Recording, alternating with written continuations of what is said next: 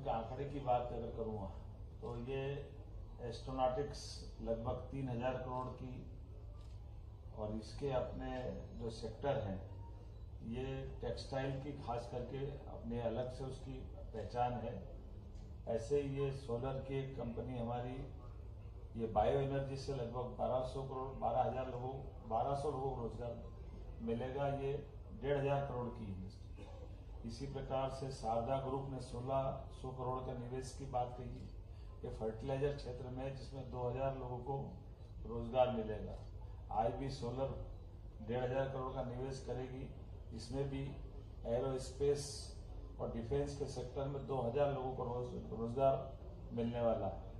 GPS renewable के माध्यम से आर्य ग्रुप आया है जिसने 1250 करोड़ की 2000 लोगों को रोजगार देने के लिए सोलर मॉड्यूल पे मैन्युफैक्चरिंग का काम करेगा। हमारे भीलवाड़ा एनर्जी लिमिटेड ने 1200 करोड़ की अर्थात 1200 करोड़ की योजना के लिए आज अपने बीच में निवेश के आश्वासन पे बात हुई है। इसमें 500 लोगों को रोजगार मिलेगा। BEML ये 800 करोड़ का निवेश करेंगे और सोलर मॉड्यूल में इसमें भी 2000 लोगों को रोजगार प्राप्त होगा। जिंदल ग्रुप इसके माध्यम से 800 करोड़ का निवेश और CBG प्लांट के पर लगभग 1000 लोगों को रोजगार देंगे। फेबियान टेक्सटाइल द्वारा 250 करोड़ का निवेश, ये सोलर मॉड्यूल पे काम करेंगे। एडवांस एनर्जी, निर्मल green energy,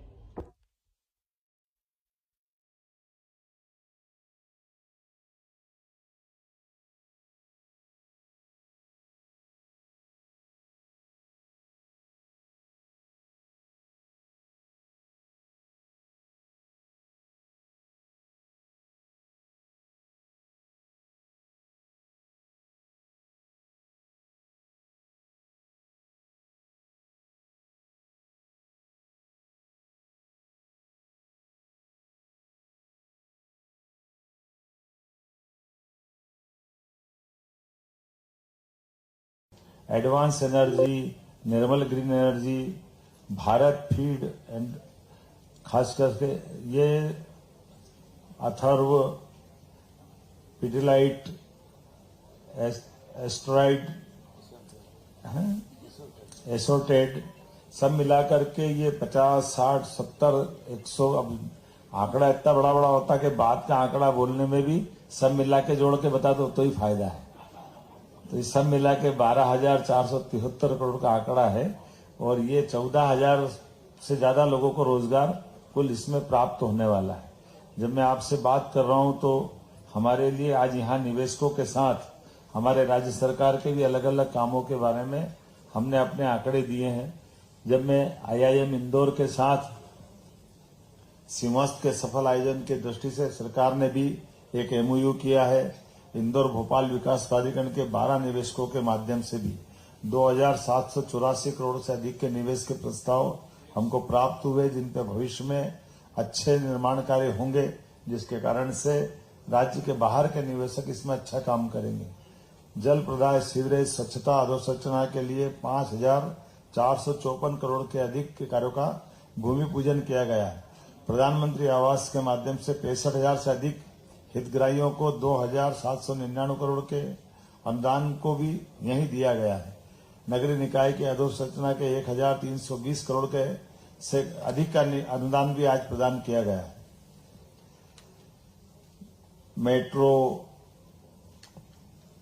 metropolitan city, multi modal transport hub आदि कई सारे कामों के साथ प्रधानमंत्री ई-बस और ई-बस में भी 582 इलेक्ट्रिक बस चलाने की बात हुई है।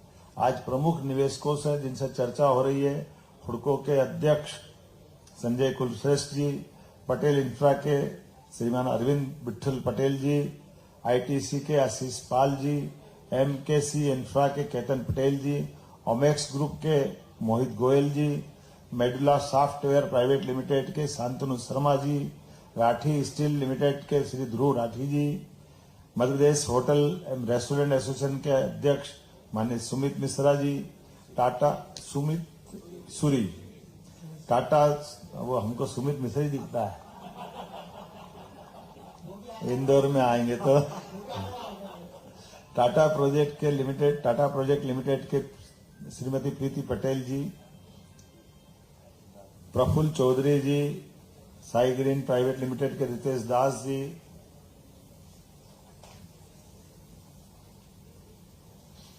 आज बदलते दौर में जिस प्रकार से ये रिस्पांस मिला है, आपको ध्यान हो कि पहले कुछ समय पहले हम इसको करने वाले थे, लेकिन इसको थोड़ा आगे बढ़ाया था।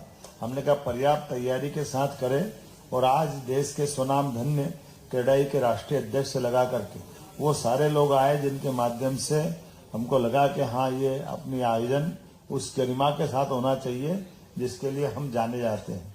मैं आज के इस अवसर पर urban tech, urban greens, urban mobility, urban infra drive इत्यादि विषयों पर अलग अलग सत्रों का आयोजन भी यहाँ किया गया, जिनमें विशेषज्ञों ने अपने विचार मंथन किए और सुझाव भी दिए हैं। आने वाले समय में जो निर्माण के और इस व्यवसाय से जुड़े हुए बाकी पक्ष है, उस पूरे रूप को लागू करने के लिए सरकार का संकल्प है। मैं उम्मीद करूंगा ये आज से शुरुआत हुई है रियल एस्टेट के इस व्यवसाय को बढ़ाने के लिए। बाकी के हमारे और शहर ग्वालियर, जबलपुर, उज्जैन, रीवा, जैसा समय बदला उज्जैन, ये क्रमशः अब जारी रहेंगे।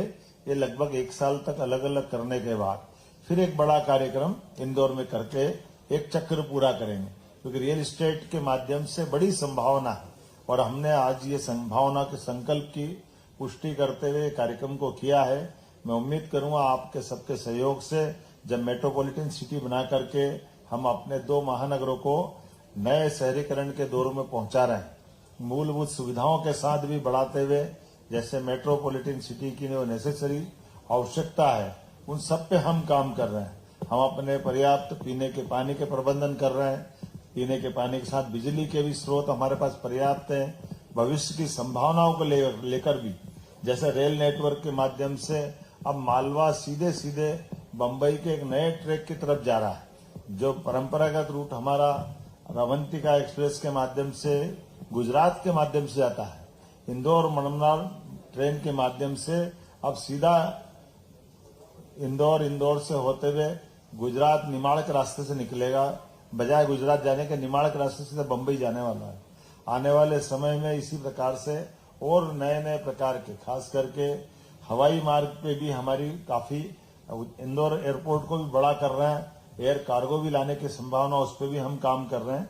तो मध्य प्रदेश में जितनी संभावना है वो सब जोड़ करके ऐसे सारे बातों पे आगे चल रहे हैं। मुझे लगता है कि आज के इस इंडस्ट्री कॉन्क्लेव में जिस प्रकार से हमको इसका मौका मिला, मैं एक बार फिर इस पूरे आयोजन के लिए बधाई देना चाहता हूं।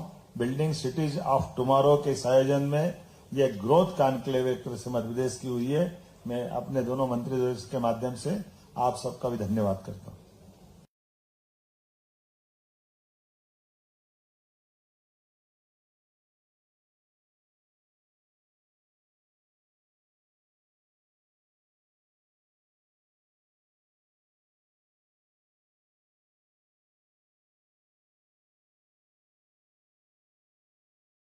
निशा प्रभात किरण सर, देखिए, आप 2 बात को देख लेंगे तो ध्यान मिल जाएगा। एक तरफ हम अपने इस राज्य की समृद्धि की तरफ भी आगे बढ़ रहे हैं, लेकिन एक दूसरा उल्लट हमारे गरीब से गरीब वर्ग भी हुकुमचंद मिल के मजदूरों का समाधान करके हमने अपने राज्य की पहचान संवेदनशील राज्य के नाते भी की, सरकार की संवेदनशीलता भी बताई। और तीसरी बात, वर्षों से 30 साल से ज्यादा समय से हजारों मजदूर अपने हक के लिए लड़ते रहे थे, ऐसे में उनका समाधान करते हुए ये मिल की प्रॉपर्टी पे भी बहुत बेहतर निवेश की एक बड़ी प्रकल्प की कल्पना की गई है, जो कमर्शियल और रेसिडेंशियल दोनों प्लान के आधार पर एक बड़ा मॉडल है। आप देखोगे तो आनंद आ जाएगा।